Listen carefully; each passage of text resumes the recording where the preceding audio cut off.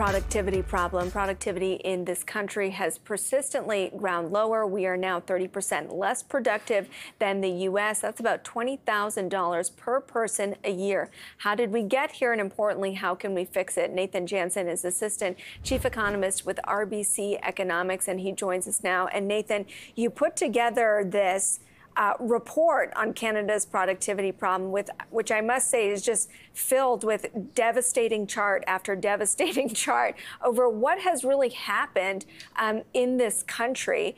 Can you kind of summarize the key issues? Like, what are we talking about when we're talking about productivity worsening in Canada? Yeah, well, I mean, I think essentially it just shows you that, we haven't been seeing the same growth in efficiency in the way that we use hours worked in Canada versus other economies, particularly relative to the U.S. And that is having, significant consequences. An underperformance in productivity, sounds like a technical term. Not everybody knows what productivity even means.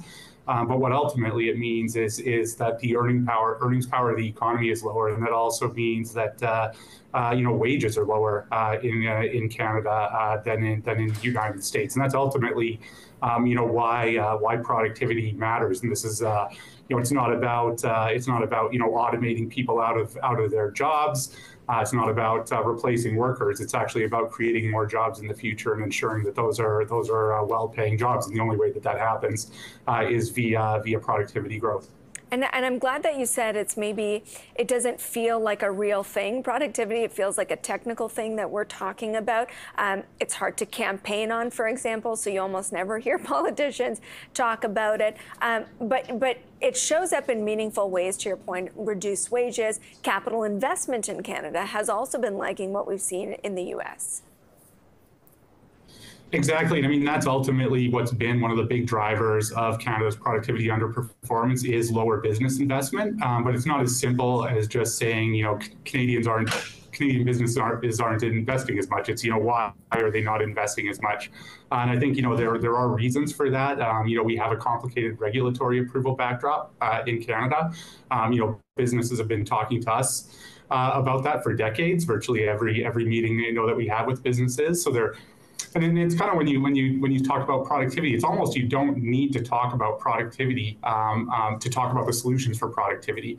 I think that the idea of reducing red tape and reducing complexity, is something that just makes sense logically, even if we had the strongest productivity levels in the world. So, keeping the standards, we're cutting the red tape. And this has been one of the issues, that has been contributing to underinvestment by Canadian businesses. And the ultimate consequence of that is lower productivity growth and lower wages for workers. Let's talk about how tax policy can alter this picture and what current tax policy does to this picture.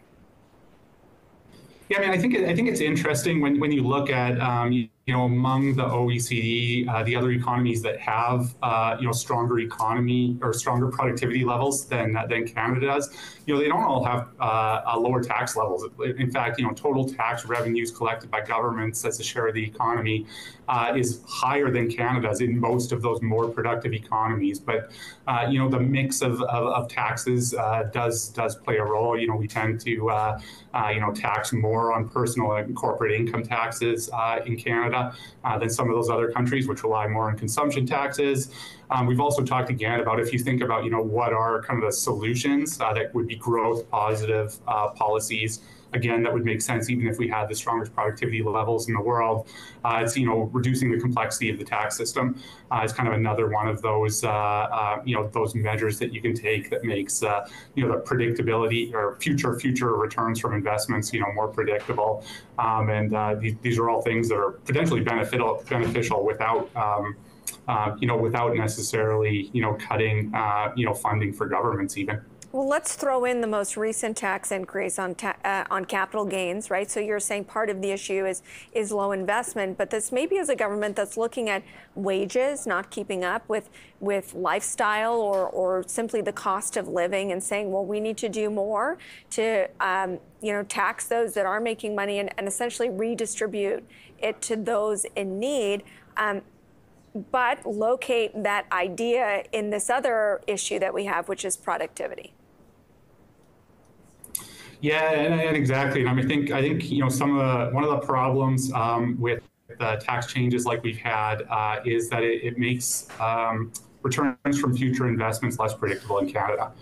So we have, the actual, capital gains tax increase that we've had announced in the last budget is actually relatively small in terms of raising revenue for governments. But it is, a sign of potentially things to come. The government is still running a significant budget deficit. It has to be paid for somehow. So it raises the risk that, you could have additional tax increases down the road. And again, if, we're trying to attract more investment into Canada, if you're a business looking to invest here, that is, adding one more layer of uncertainty when you're thinking about the long-term returns from a new investment in Canada. And then in terms of solving the affordability issue, it's really hiking taxes is really a band-aid solution for that problem. The long-term solution is ultimately ensuring that wages grow over longer periods of time.